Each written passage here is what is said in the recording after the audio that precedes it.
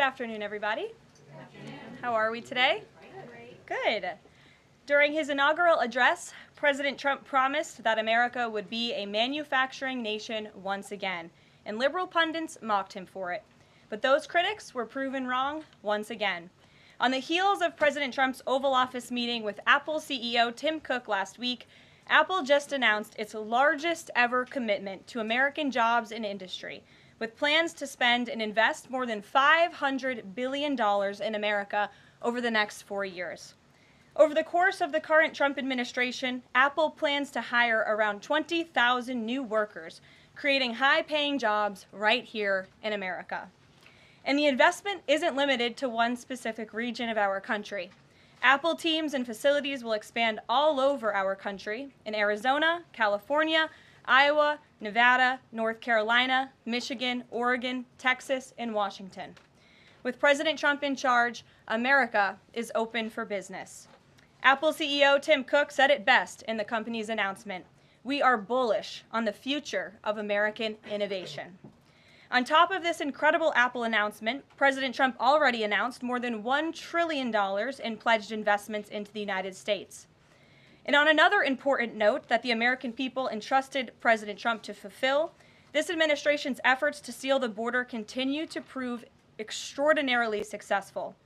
In President Trump's first month back in office alone, illegal border crossings hit lows not seen in decades, down 94% over the past year, while interior arrests are up 134%. And this past Saturday, this is a significant statistic that I wanted to share with all of you, there were only 220 illegal border crossings on Saturday. This is a 15-year low. Think about that in comparison to the amount of illegal border crossings we saw under the previous administration.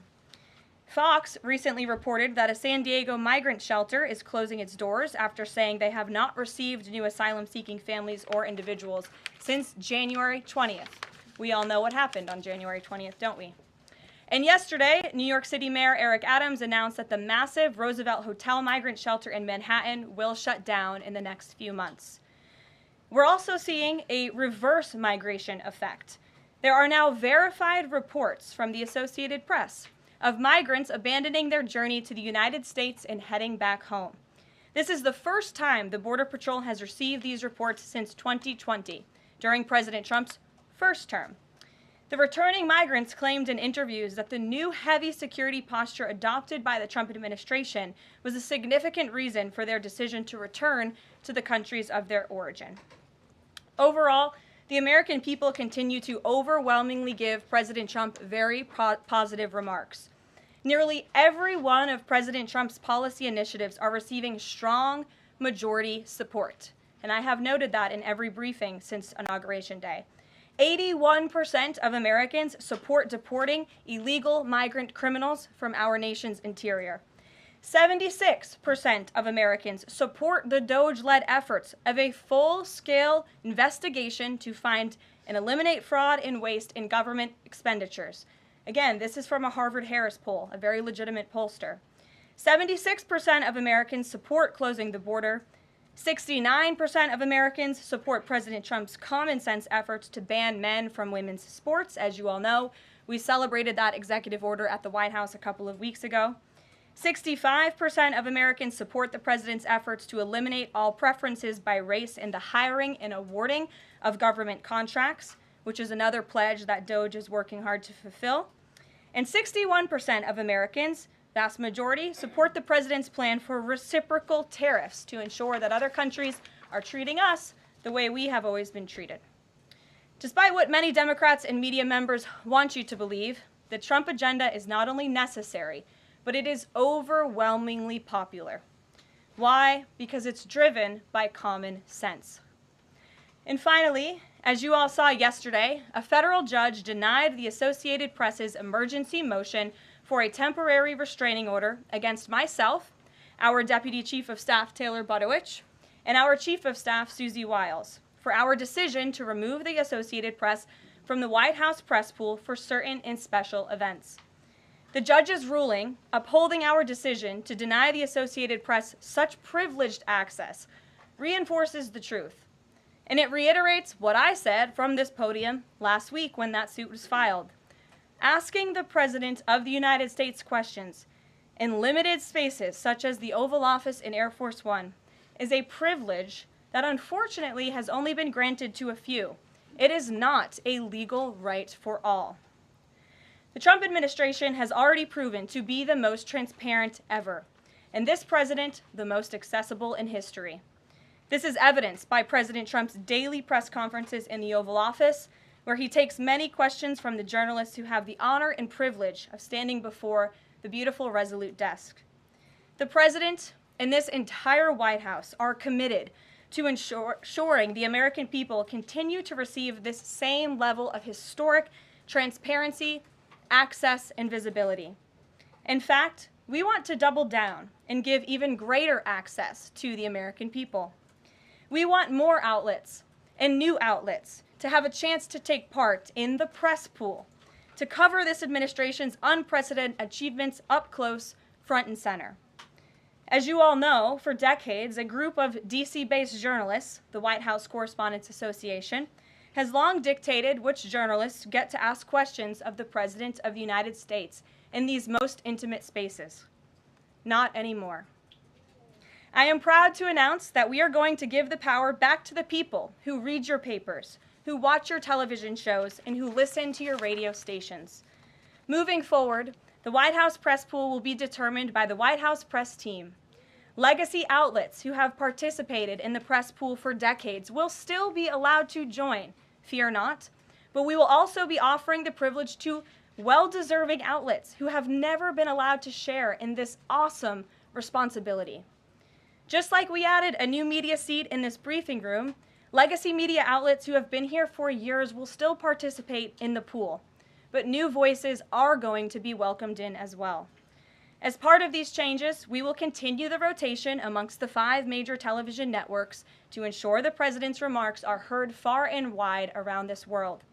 We will add additional streaming services which reach different audiences than traditional cable and broadcast. This is the ever-changing landscape of the media in the United States today. We will continue to rotate a print pooler who has the great responsibility of quickly transcribing the President's remarks and disseminating them to the rest of the world. And we will add outlets to the print pool rotation who have long been denied the privilege to partake in this experience, but are committed to covering this White House beat. We will continue to rotate a radio pooler and add other radio hosts who have been denied access, especially local radio hosts who serve as the heartbeat of our country. And we will add additional outlets and reporters who are well-suited to cover the news of the day and ask substantive questions of the President of the United States, depending on the news he is making on that given day. This administration is shaking up Washington in more ways than one. That's what we were elected to do. As I have said since the first day behind this podium, it's beyond time that the White House press operation reflects the media habits of the American people in 2025, not 1925. A select group of DC-based journalists should no longer have a monopoly over the privilege of press access at the White House. All journalists, outlets, and voices deserve a seat at this highly coveted table. So by deciding which outlets make up the limited press pool on a day-to-day basis, the White House will be restoring power back to the American people who President Trump was elected to serve. So in that note, in our new media seat today, we have Shelby Talcott, who is a White House reporter for Semaphore. In 2022, Semaphore launched as a global digital news platform with the aim of bringing meaningful innovations to the news industry. Today, they have nearly 1 million newsletter subscribers spanning 11 separate editions. With that, Shelby, I will take your questions. Thanks, Caroline. I've got 2 for you. One on foreign policy. Over the weekend, the President's Special Missions Envoy, Rick Grenell, was talking about Venezuela, and he said that the President isn't someone who wants regime change. Other administration officials have made clear that they don't see Maduro as the rightful leader. What is this administration's policy on a new government in Venezuela? I think the President has made his position on Venezuela quite clear. He stands in opposition to the Maduro regime, and Secretary Rubio has spoken on this extensively as well. And then on Doge, last night Elon Musk said that a failure to respond a second time will result in termination. Will there be additional rounds of the did you do this week email from DOJ to federal workers? And what's the guidance on the federal workers who've been instructed by their agencies not to reply? So a couple of things on this. First of all, let's just take a step back and talk about this idea. The president sent out a truth last weekend to Elon Musk saying he loves everything Elon is doing and he wants him to be even more aggressive because DOJ thus far has proven incredibly successful in making our government more efficient. And so Elon and DOJ came up with this idea. Elon has implemented this at his private companies. It has proven successful. And it's a very simple idea when you think about it. All the Office of Personnel Management is asking, all this administration is asking, President Trump is asking, is for federal workers who live off of the American taxpayer's dime to send 5 bullet points of what they have done in the previous week. That is all we are asking for. And so the Office of Personnel and Management sent out additional guidance last night. Those responses should be directed to agency leadership, and the president defers to his cabinet secretaries, who he's obviously entrusted to pursue the guidance relative to their specific workforce. And for some of the agencies that you've seen who have said, please don't send these emails, it's in their best interest for that specific agency, and the president supports that. And let me be very clear, the president and Elon, his entire cabinet are working as one unified team. And they are implementing these very common sense solutions. You're welcome. Jackie. Thank you. One follow-up on that question. So about the deadline, Alina Habba said that you have until tonight. Elon Musk said a failure to respond a second time would result in termination. So is that a real deadline? Should federal workers be looking to that guidance, or should they be looking to the agency heads? Like, what is the actual deadline? So again, the agency heads will determine the best practices for their employees at their specific agencies. Again, this was an idea that Elon come up with. DOJ worked with OPM to actually implement the idea, and the secretaries are responsible for their specific workforce. And this is true of the hirings and the firings that have taken place. And we advise federal workers, unless your agency has dictated you not to respond to this email. In fact, I can announce that we've had more than 1 million workers who have chosen to participate in this very simple task of, again, sending 5 bullet points to your direct supervisor or manager, CCing OPM. I actually participated in myself. It took me about a minute and a half to think of 5 things I did last week. I do 5 things in about 10 minutes, and all federal workers should be working at the same pace that President Trump is working and moving. We have a country to save, and we want this federal government to be responsive to the needs of the American people who re-elected this president to have historic, massive reform, and that's what the intention of this idea is. Can you clarify one thing, though? Because Elon Musk also said that a reason that they wanted this 5 things email was just to see if people are actually alive. Citing that there are some federal workers who might not even be alive. So meantime, NBC is reporting that these responses are going to go into an AI generator to evaluate whether these jobs are necessary. So is it just to see if people are actually working, or is it an effort to maybe cut some of those jobs? I have not seen that NBC News report, and I haven't heard that from DOJ or from Elon himself. Again, this is to ensure that federal workers are not ripping off American taxpayers, that they are showing up to the office, and that they are doing their jobs. That's what the American people expect, and it's a very simple task to complete. I did it myself, and I was more than happy to do it because I'm very grateful that I am serving the American people on the American taxpayers' dime. Do you think DOJ should hire a spokesperson just so that Elon Musk doesn't put out tweets that then confuse federal workers? Are my press briefings not good enough for you, Jackie? John. Caroline, thank you. In the ruling by Judge McFadden yesterday, who dismissed the lawsuit that AP brought against yourself and your team members here, President Trump, in there he said, why not just do away with the entire White House Correspondents Association along with it, because essentially they have no authority, they just usurped it. What is your reaction to that? Well, first of all, John, it's great to see you. And you are one of those individuals who has you're on a streaming platform that hundreds of thousands of people tune into every day. So it's great to see you in the briefing room. I did address that actually in my opening remarks by announcing that the White House press team in this administration will determine who gets to enjoy the very privileged and limited access in spaces such as Air Force One and the Oval Office. There are, as you know, look at this room, hundreds of journalists who show up to this building every single day and are not granted that luxury of flying on Air Force One and asking the President of the United States questions. And so we want to ensure, again, everyone has a seat at that highly coveted table. But alas, the legacy media outlets who have been doing this for quite some time and have invested resources into covering the White House, their spots will remain, just like they have in this briefing room as well. Sure. Steve. Could you give us an update on the negotiations around the Ukraine minerals deal, and when is President Zelensky going to come visit? So the president talked at length about this yesterday, the critical minerals deal with President Macron, and in the more than hour-long press conference he gave all of you in the Oval Office himself.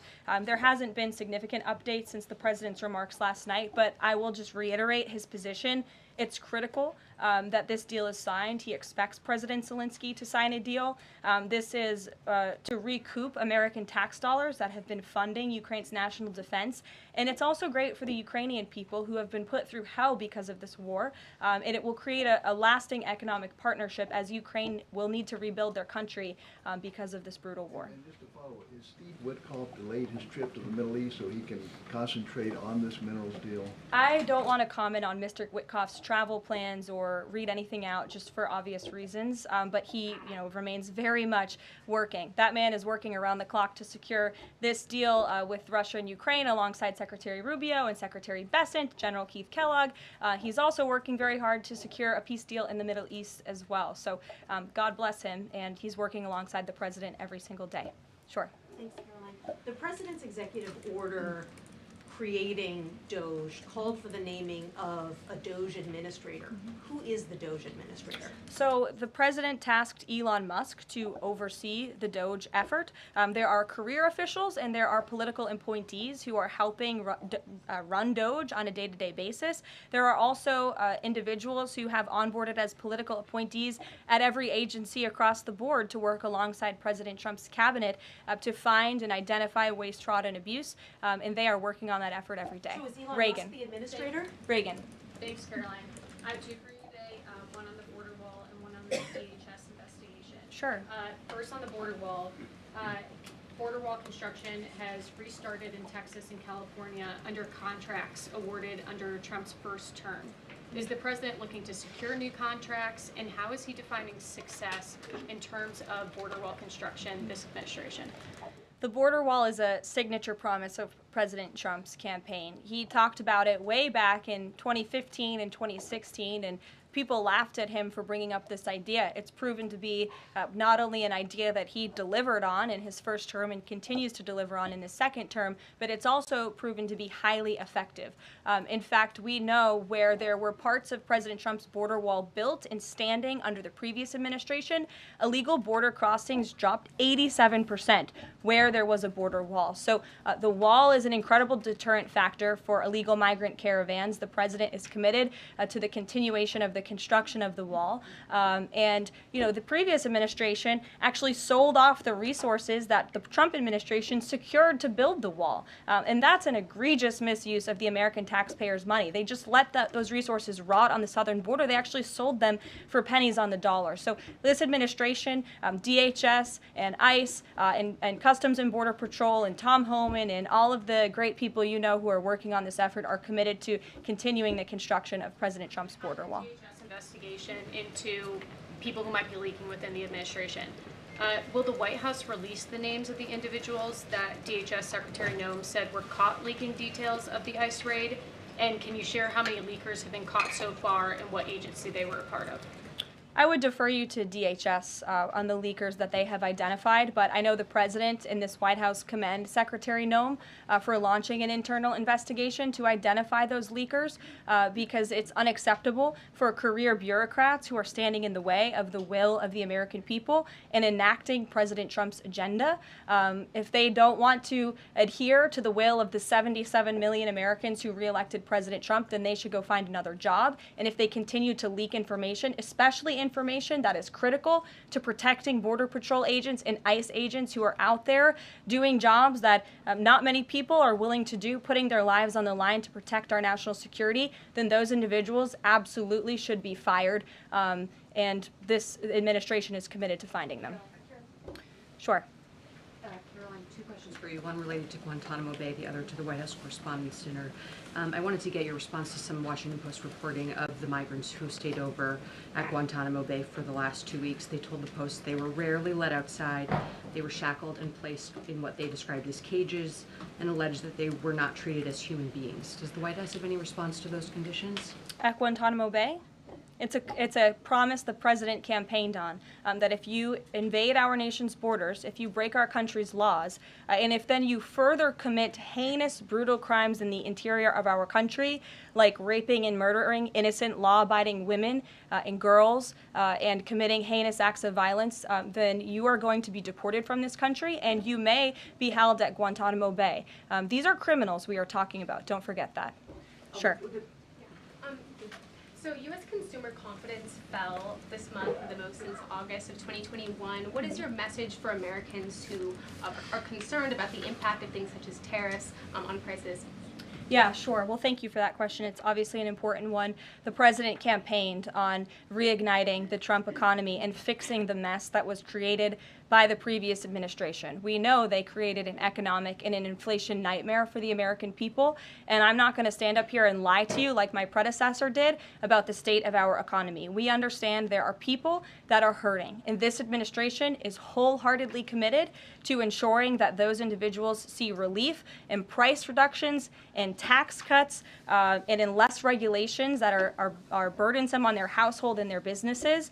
And the president and this entire administration are focused on that every day. I can go through the very long list of economic actions this president has taken. I know you work for Bloomberg, so I'm sure you're well aware of them, but I can assure the American people that the president is very much focused on bringing down the cost of living crisis in this country that was created by the previous administration. If I could just ask a quick follow-up. Sure. Is the president planning on whipping any votes for support for the House budget vote? And if so, to whom is he making calls? I'm not aware of any calls that he has made. I did talk to the president about his position on this just before coming down here, and he said that he's made it very clear to the Hill what his priorities for a budget are. He's said it to the Speaker of the House. He said it to Leader Thune. The Senate and the House know what President Trump wants and know what the American people want. And so he expects Congress to get it done. He's looking at the proposal from the House. He will also be looking at the proposal that I believe the Senate is drafting up as well. Sure. Thank you, Caroline. I have two questions. Does the United States, sorry.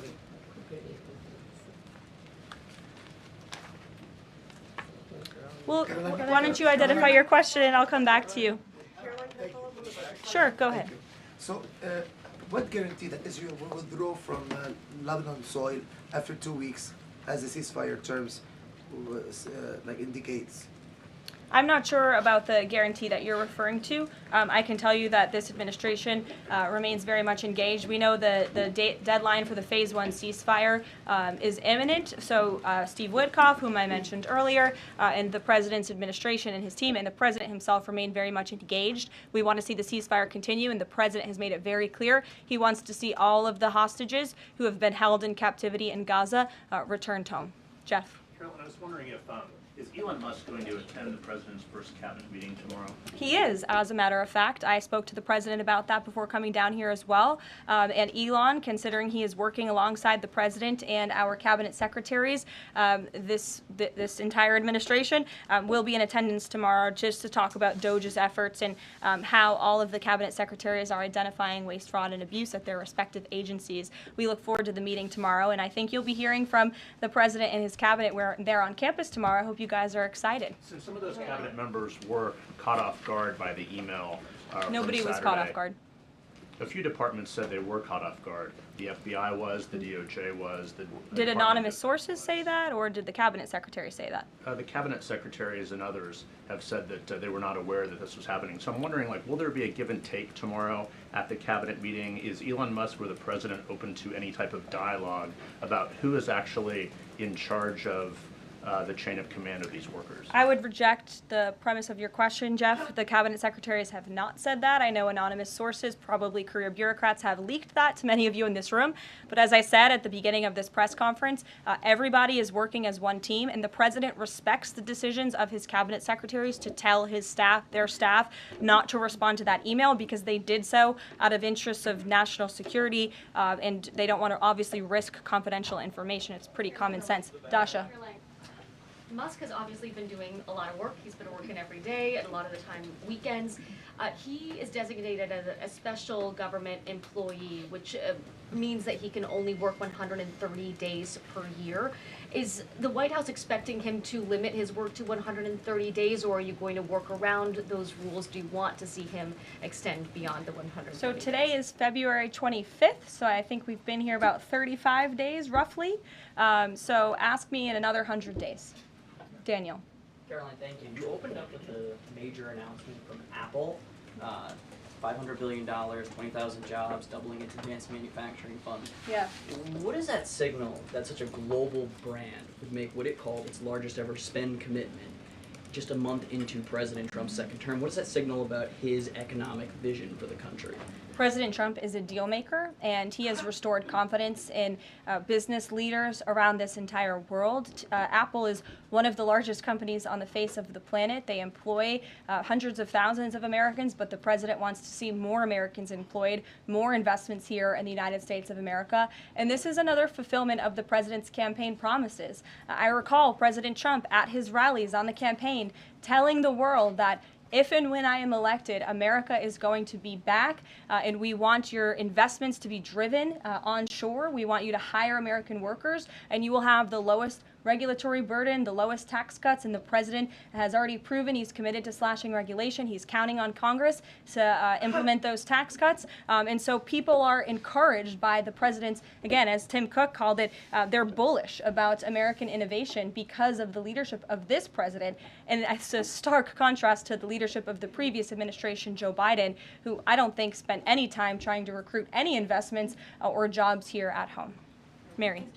We're hearing from some Republicans who are voicing concerns about how these cuts are being carried out. Congressman McCormick, a Republican from Georgia, tells us he's worried it's too rapid for real people to adapt to. And he says he's concerned that it could come off as discompassionate, in his words, that it could risk undercutting the strong message that he feels you're trying to send about the need to cut government waste. Well, I think that was one comment from one senator, and I think, as I cited in my opening remarks in the poll, the most important people are the American people, and 77% of Americans at home support a full investigation into the waste, fraud, and abuse that the federal government has been spending their tax dollars on. So that's the people the president cares about most, and that's why we're fulfilling this pledge. And again, it should come as no secret to anybody. The president campaigned on doing this. The president yesterday said if you don't respond to this email, you will be fired or semi-fired. What does he mean by that? Again, I've been asked to answer this question 3 times now. It is semi-fired. But it's in the memo. The president again has entrusted his cabinet secretaries to oversee their workforce. That's why he nominated them to be cabinet secretaries, and so federal workers can be directed to their agency leadership. Sure. Great, thanks, Caroline. I wanted to ask about a federal judge yesterday was saying that they didn't know who the DOJ administrator was and was asking the lawyer for the administration who it was, and the lawyer responded, I don't know the answer to that. Can you tell us who the administrator of DOJ is? Again, I've been asked and answered this question. Elon Musk is overseeing DOJ. There are No, Elon Musk is a special government employee, which I've also been asked and have answered that question as well. There are career officials at DOJ. There are political appointees at DOJ. I'm not going to reveal the name of that individual from this podium. I'm happy to follow up and provide that to you. But we've been incredibly transparent about the way that DOJ is working. John. The Republican budget. Thanks a lot, Caroline. Since your last briefing, there have been some personnel moves that have been announced by the president, and I wanted to ask you about them. One was the president replacing the chairman of the Joint Chiefs of Staff, General C.Q. Brown, Jr. What was the reason for the president naming a replacement for General Brown? And then I'll follow up with another personnel announcement that's been made over the last few days. He thinks he's doing a bad job. and it's time for a shakeup at the Pentagon. They failed 7 audits in a row. The trust in our United States military amongst the war fighters is low. The president is shaking up the Pentagon and the Department of Defense, of course, with Secretary Hegseth leading, and he has the right to do that. It's actually quite common from administration to administration to do such a thing. The president, when he swore him in as the Chief of Staff for the Air Force, called him a great man and a great gentleman. Does he distance himself from the remarks that he made back in August of 2020? I think replacing him speaks for itself. James. James. One other one, if I'm sorry, thank you. On the FBI, the president also announced a new deputy director of the FBI, Dan Bongino. From what has been reported, and maybe this is not accurate reporting, you can tell me, the FBI director, Kash Patel, informed Republican senators that it would be an individual named as the deputy who was a special agent currently at the FBI, and of course Mr. Bongino is not. What was the reason for naming Mr. Bongino to this position, and was Mr. Patel not correct in making that assurance to those senators? I'm not sure if anybody in this room has listened to Mr. Bongino when he talks about the past corruption at the FBI, when he talks about his experience serving for the United States Secret Service. This is a man who loves his country and who has honorably served our country in ways that many people have not. He understands the depth of the corruption at these institutions, which the American people re-elected President Trump to shake up. And I think it's quite despicable to see many networks in this room who have had chyrons on their television screens labeling Mr. Bongino as a far-right podcaster. He is not. He is a former law enforcement agent. He is a former Secret Service agent who put his life on the line to protect this country, and that is why the President of the United States has entrusted him for this important role. He's also an outsider to this Washington swamp, and we often see that when outsiders are appointed to such coveted positions, a lot of people in this city get very, very nervous, and they should be, because Dan Bongino and Kash Patel and Attorney General Bondi are focused on rooting out the corruption at these agencies and ending the weaponization of government once and for all. I'd like to end with something. As you all know, James, as you were just about to do, before you know what, James? I'm feeling generous. Go ahead. I will take it. Thank you, Karoline. Sure. I wanted to ask Don't make about, me regret this. I wanted to ask about the Macron visit and the Russia-Ukraine talks in general. Sure. It's pretty clear to my eye that President Macron was performing a kind of delicate dance, lavishing praise on the president while seeking in his own remarks to try to bind President Trump to positions and even specific language that the president has not committed to heretofore. One of the most bracing comments from President Macron was when he said that the deal that President Trump is negotiating with the Russians must not be, quote, a surrender for Ukraine. All of the public points that we have heard from President Trump, from Secretary Hegseth, and from other administration officials talking about these negotiations have averred to, quite openly, to concessions from the Ukrainians that will have to be made. The minerals deal, the abandonment of their NATO ambitions, and other elements. So far, we have not heard any administration official suggest a single concession that the Russians should be prepared to make. And so I wonder if you could assure us, at a minimum, that this negotiation process will not be as one-sided as the Europeans seem to think it is, that in fact, President Putin will also be made to engage in some concessions to reach this deal. Well, I think the president knows how to make a deal better than anyone who has ever assumed the office of the American presidency.